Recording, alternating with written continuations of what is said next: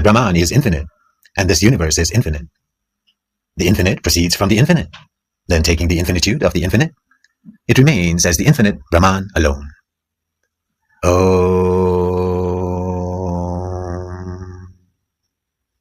Let there be peace in me. Let there be peace in my environment. Let there be peace in the forces that act on me. Now, King Janaka of the Videhas respectfully approached the sage Yajnavalkya and said, "Revered sir, expound to me renunciation." Yajnavalkya said, "Having completed the stage of a celibate student, one may become a householder. From the stage of the householder, he may become a forest dweller, vanaprastha, and then renounce. Or else, he may become a mendicant monk from the stage of a celibate student, or a householder, or a forest dweller. There is also the provision that a person may renounce worldly life that very day on which distaste for it dawns on him, whether he is not observing vows, or observes them, whether he has undergone the prescribed ablution on completing the disciplined studentship or not, whether he is one who has discontinued maintaining ritual fire at the death of his wife, or one who does not maintain the ritual fire, anagnika. Some lawgivers prescribe the sacrifice called prajapatya, of which God Brahma is the presiding deity, prior to a twice-born embracing renunciation. But though thus prescribed, he may not do so. He shall only perform the sacrifice Agneya, whose presiding deity is Agni, the god of fire. For Agni is the vital breath, prana. Thereby, he helps strengthens the vital breath. Then he shall perform the Tridataviya sacrifice, whose presiding deity is the god Indra. By this sacrifice, the three vital fluids become strong like fire, namely the sattva, semen, rajas, blood, and tamas, the dark one. Having performed the sacrifice in the prescribed manner, he shall smell the holy fire, reciting the following mantra. O fire, this vital breath is your source.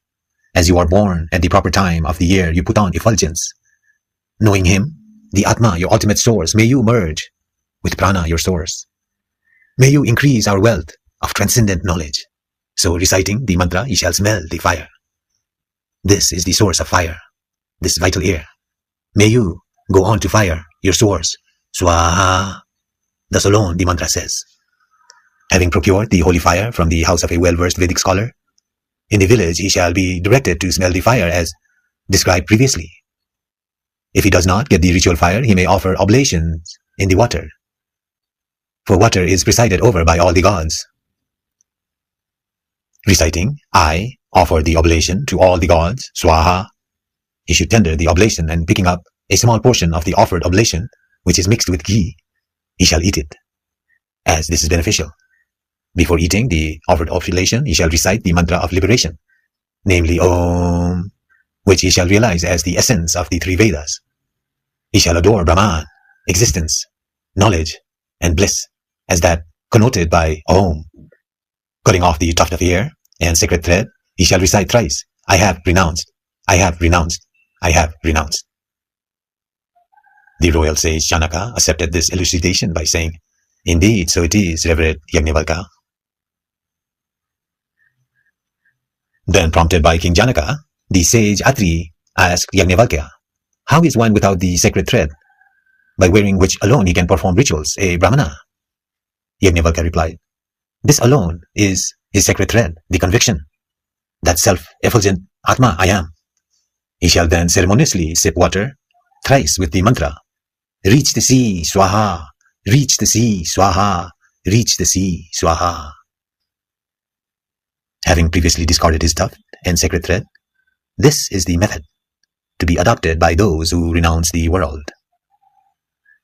Then, in the case of those entitled to renunciation, the mendicant monk wearing ochre-colored garment with shaven head, accepting nothing except food for bare sustenance, pure, injuring none in thought, word, and deed, austerely living on alms, becomes fit for realizing Brahman. This is the path of the mendicant monks. In the case of the Kshatriyas and others not entitled to renunciation, they may seek liberation by the path of the brave, by courting death in the battlefield, or fasting unto death as a discipline, or enter into water to rise no more, or enter fire, or undertake the great journey in which they collapse by exhaustion. For those entitled to renunciation, this way has been prescribed by the god Brahma. The ascetic who has renounced the world, Sannyasin, following this path realizes Brahman. Thus it is stated in the Vedanta. Thus indeed it is, revered Sir Yajnavalkya appreciated the royal sage Janaka. There are the well-known sages called Parahamsas, as in the days of yore the sages Samvartaka, Aruni, Swetaketu, Durvasas, Ribu, Nidaga, Dattatreya, Sukha, Vamadeva, Harita, and others, wearing no distinguishing marks, with conduct beyond the ken of worldly people, and who behaved as though benefit of their senses through perfectly sane. Averse to others' wives and desire to stay in towns, and discarding all these, namely the threefold staff, the water vessel, the earthen plate used for meals, the ceremonial purification with water, the tuft and the sacred thread, internally as well as externally, in the waters reciting Bhu Swaha. The Parahamsa shall seek the Atma, possessing a form as one newborn, unclad, unaffected by fears of opposite, such as heat and cold, pleasure and pain, accepting nothing except alms for bare sustenance, well established in the path of truth of Brahman, of pure mind, receiving alms into the mouth at the prescribed time in order to sustain life, becoming equanimous at gain and loss, drinking water from the vessel of hand or from a water vessel, begging alms but to store in the belly, devoid of any other vessel, the watering place serving as water vessel, sheltering, equanimous at gain and loss of it, in an abode which is free from disturbances and is solitary, such as an unoccupied house, a temple, a clump of tall grass or haystack, an anthill, the shade of a tree, a potter's hut, a hut where ritual fire is kept, the sandy bank of a river, a mountain thicket, a cave, a hollow in a tree, the vicinity of a waterfall or a piece of clean ground, without residing in a fixed actions. Such a sage who finally gives up his body in the state of renunciation is indeed a Parahamsa. Thus it has been declared. The mendicant monk who is unclad salutes none, has no desire for wife or son, and is above aim and non-aim, becomes the supreme God. Here there are the verses. To one who has become an ascetic earlier and who is equal to him in characteristics, obeisance ought to be paid by an ascetic and never to anyone else. Even ascetics are seen who are careless, whose minds are in outwardly phenomenal things, are tale-bearers, eager to quarrel, and whose views are condemned by the Veda. Even an ascetic remains in identity with the highest self-effulgent Brahman, which is beyond name. Then to whom shall he, the knower of Atma, pay obeisance? Then the activity of bowing ought not to be done. If an ascetic is convinced that the Supreme God has entered into beings as the individual self, then he may fully prostrate on the ground before dog, outcast, cow, or a donkey. What possibly is charming in a woman who is a doll made of flesh, in a cage of limbs which is moved by machinery, and who is a conglomerate of tendons, bones, and joints? Are the eyes of a woman charming when we look at them after dissecting into skin, flesh, blood, and tears? Why then do they get infatuated in vain? Similarly, O sage, is seen of the pearl necklace which shines bright, adoring women, in the onrush of Ganga water down the shining slopes of the Meru mountain. In cemeteries situated in remote places, the same breast of a woman is eaten in due course by dogs as if it were a small morsel of food. Having attractive tresses and putting on collyrium, women, difficult to touch but pleasing to the eyes, are verily, verily the flames of the fire of sin, and they burn men as though they were straw. Women, pleasing and cruel, are the fuel for the hellfires that inflame even at a distance, and through juicy lovable are devoid of moisture, flavor. Silly women are the nets spread by the hunter called Cupid to entangle the bodies of men in the form of birds. Woman is the bait stuck in the fishhook at the string of an evil propensity to catch men in the form of fish that are in the pond of worldly life and that are active in the mud of the mind. Enough of women to me, forever, who are the strong caskets to preserve all gems of evil and are the chains of misery.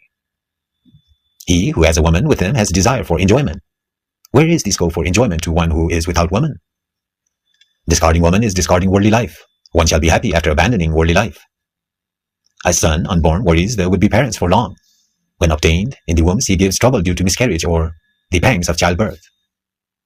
When the boy is born, there is the worry of evil pains, illness, and then his propensity to evil ways. When invested with sacred thread, he does not become learned, and he becomes wise. He refuses marriage. In youth, he takes to adultery, and has the curse of poverty when he has a family. There is no end of worry due to a son, and he is rich. He suddenly may die. The good ascetic has no fickleness of hands and feet. He is not unsteady in his eyes, and he is not loose with his speech. Conquering his senses, he becomes one with Brahman. When a person of discrimination sees equality and oneness between an enemy, a prisoner, and his own body, where is the scope for anger? As towards the limbs of one's own body? If you have any anger against a wrongdoer, how is it you do not have an anger against anger, as it is forcefully blocks the path to duty, wealth, love, and liberation? My salutation to the anger against anger, which well set ablaze its substratum, and which gives one dispassion and awakens one to one's faults. Where the people are always asleep, the man of self-control is wide awake. Where they are vigilant, O wise one, the prince among the yogins, is in deep sleep. Be convinced that there is consciousness here, that all this is consciousness alone, and is pervaded by consciousness, that you are consciousness, and I am consciousness, and all these worlds are consciousness. Ascetics should accept this, the highest position of being a Parahamsa. O best of sages, there is nothing higher than this. Thus ends the Upanishad.